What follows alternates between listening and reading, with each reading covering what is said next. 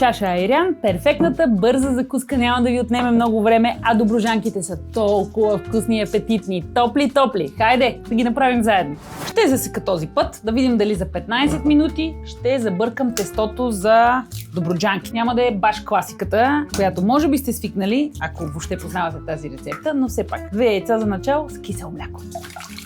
Това са малки яйца. За това 2.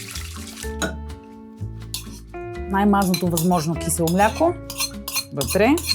Малко е рано за содата, но сега е мястото. Половин до 1 чайна лъжичка, защото ще са 2 вида набухватели към киселото мляко, за да шупне. Така нареченото гасене. Така неутрализираме по-силния аромат на содата. Малко сол, за да се разтвори. Ще има солени продукти по-нататък в рецептата, така че щипка 2 е окей. Стана по-шуплесто, не знам дали се вижда на камерата. Малко разтопено масло. Да, за мен е малко. Калории да има. Правим закуска.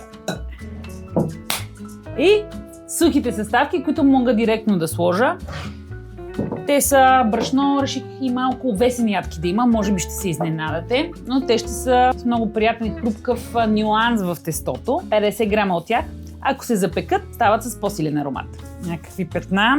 И този път в тестото, освен овесените ядки, ще има и 2 много любими мои компонента, които са шунка и кашкавал. Класика за закуска, поне от моето детство.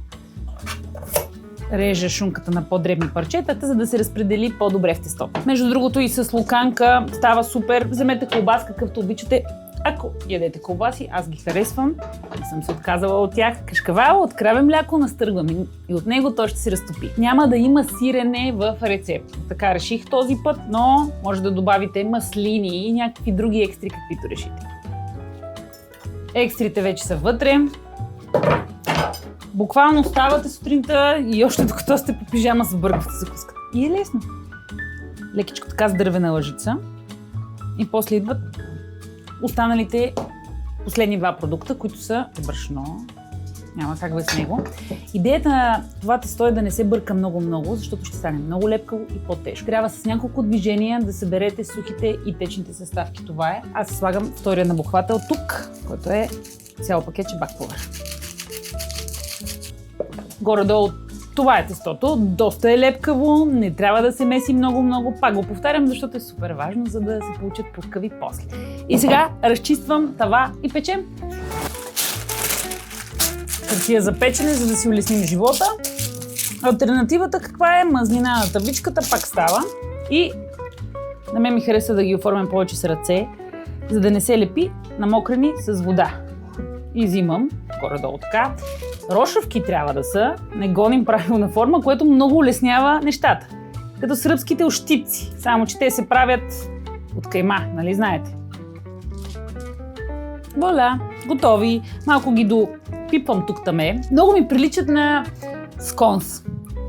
Бисквитки, които са характерни в Англия, Ирландия. Те са най-често сладки, но има и много солени варианти. Пак с такова бързо тесто, което не трябва да се меси. Тук е останало тесто, обирам го и на някоя по-малка, да кажем тази, прилепвам отдолу. Те са така рошави, че няма драма. Така. Следващата стъпка е да има масло отгоре. И тук е момента за подправки, поръзки, каквито всеки обича. По 1 бучица масло може да се направи нещо като кратерче.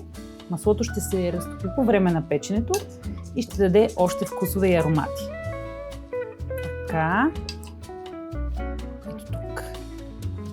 Някои са по-големи, колкото и да се старах. Не съм кантар. Така, разчиствам, за да е по-приятно, разбира се. Аз този път ще сложа малко чубрица. Нямам сусам, иначе много ми харесва. А дали нямам сусам? Добре, хванахте идеята. Мъничко от любимите ви подправки тук. Малко повече биха попрегоряли, когато са отгоре, но ми харесва аромат. Я да видим в този буркан дали пък няма нещо. Тая поръзка за хляб. Не съм го правила така, но понякога дори най-добрите изпитани рецепти се нуждаят от малко щипка импровизация. Ето я. Микс от семена. Това е поръзка, която ползвам за салати и за хляб, но и тук ще свърши работа. Стига толкова, защото не знам как ще се запекат, само да не изгорят. И във фурната 180 градуса, тя вече е загрята. Аз малко да забравя, точно 16 минути откакто започнахме да снимаме рецепт. Това значи, че вкъщи трябва да сте по-бързи, защото правим паузи заради видеото. Хайде, 15 минути мисля, че ще им стигнат, но засичам и после ви казвам. Я да видим. Буф, тряс, шакаляка. 15 минути, Чарли.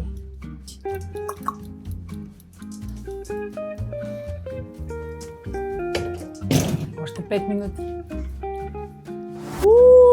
Трябва бързо да ги вади от фурната, не само защото са готови, но и дойде куриер. Докато излезем на двора, вземем пратката. Дори могат още да останат във фурната, да се зачервят малко повече. И така, виж отдолу каква приятна коричка. Оставям ги леко да се охладят и после...